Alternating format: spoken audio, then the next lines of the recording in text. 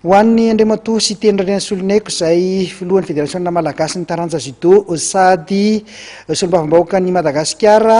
filohan'ny komite olympique malagasy ihany koa dia nitondra fanazavana ny tenany tamin'ity faran'ny herinandro ity mahakasika ny fanampiana tokony fampiakarana ny teti-bola ho an'ny ministeran'ny tanora sy ny fanatanjahantena. Eto maha solombavambahoaka koa no itenenako zany zavatra azoko ambara nandritra ny fihoanan'ny solombavambahoaka miaraka amin'ny ministre ny sport sy ny fanatanjahantena dia niara-niaiky ny rehetra ary nanentana ny solombavambahoaka rehetra ny tenanay izay miady hampitomboana anio budget ny sport io zany izay hita farany ambany raha ampitaharina ministera rehetra nefa ny budget nefa ny sport ny malagasy mihoatra ny 50 isanjato ny malagasy dia tanora avokoa.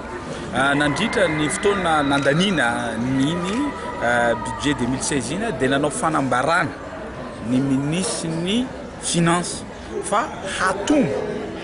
ny budget ny ministre ny sport raha tamin'ity moa fa natombo 20% le izy fa amin'ny 2017 dia hatombo ary ny député rehetra